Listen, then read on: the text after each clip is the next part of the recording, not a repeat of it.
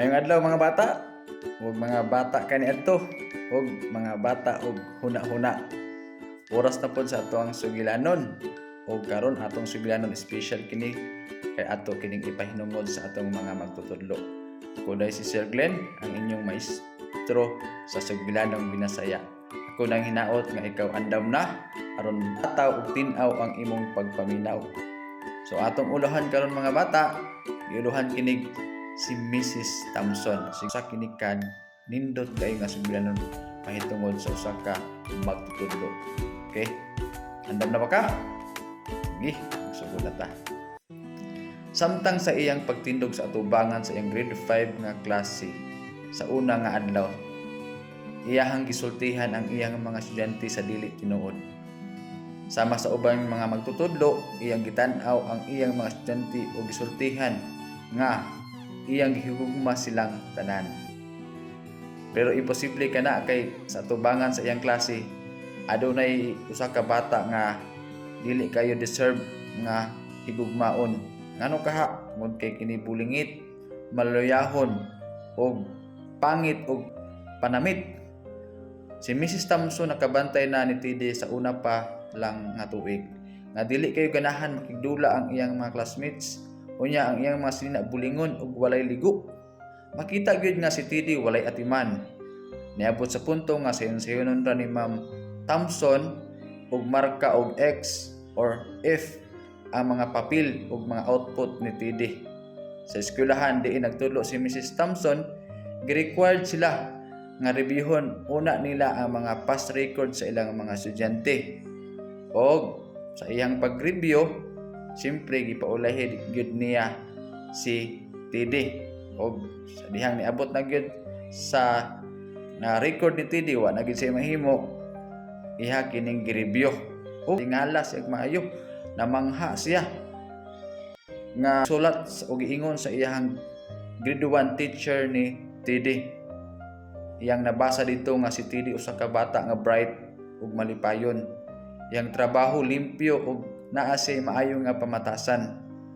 Og siya ni palayon sa pagbasa. Sa iyang grade 2 nga teacher nagsulat ug nag-ingon si Tidi usa ka estudyante nga excellent. Ganahan kayo ang iyang mga classmates sa iya ha. Adunay apan. Siya nahasol kay ang iyang mama nasakit sa makamatay nga sakit. Ang iyang pagpuyo sa balay nakahatag og kalisod sa iya ha. Og nagpadayon na pud siya og basa sa record ni Tidi. Og niabot siya sa grade 3 nga record. Og ang 3 nga magtutudlo ni Tidi nag-ingon og nagsulat, ang pagkamatay sa iyang mama dako kaayo nga nakaapekto sa iyang pagtuon. Siya naningkamot sa iyang makaya pero iyang papa walay suporta kaniya. Kung walay makaatiman sa iya, maapektuhan gyud ang iyang pag-eskwela. Og hinahinay na nga katuloon ang luha ni Mrs. Thompson sa iyang pagbasa niini. Ug sa dihang nipadayon na pud siya mga bata sa pagbasa sa record ni Tidi sa iyang grade 4 nga magtutudlo nag-ingon og nagsulat. Si Tidi dili na kaayo ganahan mag-eskwela. Wala na siya interes sa pag-eskwela, wala na kaayo siya mga higala og kanunay na lang siyang matulog og absent sa klase. Og karon nakahilak na gyud siya. Na-realize ni Mrs. Thompson ang problema og naulaw siya sa iyang kaugalingon. Gibati pa gyud siya kaluoy ni Tidi sa dihang gihatagan siya sa iyang mga estudyante ug mga nindot nga mga gasa ni adtong ilang Christmas event. Apan kan Tidi usa ka bati gisulod lamang og silupin nga brown gikan sa tindahan. Si Mrs. Thompson dili unta kaablihon sa gasa nga gihatag ni Tidi sa dihang niaksyon na ang iyang mga classmates sa pagpangatawa sa gasa ni Tidi. Sa dihang sa iyang pag-abli usa kini ka rhinestone bracelet nga naay mga bato nga kulang og perfume nga 1/4 na lay sulod. Og iyang gibadlong ang mga pagpangatawa sa iyang mga classmates sabay sa pag-ingon, "Wow! Kanindot sa bracelet, dala sulob niini sa iyang kamot, dayon spray sa pahumot." Nagpabilin si Tidi og dugay sa ilang room. Abot na nga nalipay taon ang mga bata sa gibuhat sa iyang ma'am. og iyang giduulan ang iyang magtutudlo sabay sulti. Mrs. Thompson, karon adlaw imong baho murag akong mama. Sa pag-uli sa mga bata, si Mrs. Thompson nihilak og mga isagid ka oras. Og ana ang adlaw ni undang si Mrs. Thompson og tudlo og basa, sulat og arithmetic. Apan siya nagsugod og tudlo sa mga bata. In other words, mga bata, iyang giusab ang iyang teaching style. Iyang giusab ang iyang pagtudlo. Kaniadto traditional ang iyang pagtudlo. Karon nagtudlo na siya by heart. Neting higayon na naghatag na siya og daghan nga atensyon kang Tidi. Ug sa iyang nabantayan sa dihang naghatag na siya og atensyon kang Tidi, si Tidi hinahinay nang nadasig. Sa dihang iya siya nga gipadasigan, dali ra kayo siya nakabalo. Ug sa katapusan sa tuig abi ninyo mga bata, si Tidi nahimong usa sa pinaka-bright nga bata sa iyang klase. Bisan tuod si Mrs. Thompson nag-ingon nga gihigugma niya silang tanan, apan dili gid malikayan ni Mrs. Thompson nga si Tidi nahimo niyang usa sa pinaka-paborito niyang estudyante. Og abi ninyo mga bata, nilabay ang isa ka tuig ug ani nga tumura naa na sa pikas grado si Tidi. Apan abi ninyo wala niya malimutan si Mrs. Thompson. Gani nagpadala kini siya og sulat nga si Mrs. Thompson nahimo niyang usa niya ka paborito nga magtutudlo. Ug niligid ang mga panahon. Labay ang unom ka tuig. Nakadawat na pud si Mrs. Thompson nga nag-ingon nga siya ang katulo sa ilang klase. Og si Mrs. Thompson gihapon ang iyang paboritong magtutudlo. Nilabay ang 4 ka tuig, si Mrs. Thompson nakadawat na pud og sulat nga nag-ingon bisan man tuod dili sayon ang iyang nasinati nga kalisod sa iyang pag-eskwela sa kolehiyo.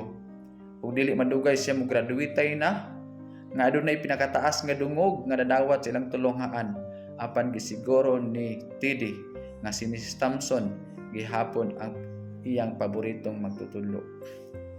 Og nilabay na pud ang 4 ka tuig, nakadawat na pud og sulat si Mrs. Thompson gikan kang Tidi. Og iyang gisaysay ni Tidi nga nagpadayon siya og 4 ka tuig ug iyang gisiguro nga si Mrs. Thompson gihapon ang iyang paboritong magtutudlo. Ug niini nga panahon taas na ang pangalan ni Tidi. Ang pangalan niya abi ninyo mga bata, Theodore F. Stoddard MD or medical doctor. So nahimo na siyang medical doctor ani nga panahon. Ang sugilanon wala na human diha. Nakahimalag naka-meet o nakakita si Tidi og usa ka gwapa og buotan nga babae nga iyang pakaslan. Og makasusubo lang mga bata kay ang iyang papa namatay na pila ka mga tuig nilabay. Og gihangyo tawo niya si Mrs. Thompson kung pwede ba niyang invite si Mrs. Thompson sa iyang kasal og mulingkod sa lingkuranan sa iyang mama. Siyempre, muadto ko ingon si Mrs. Thompson.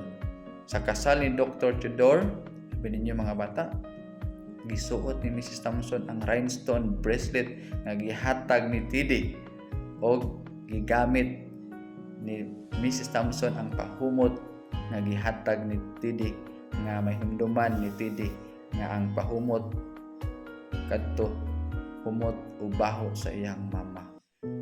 Sila naginaksanay.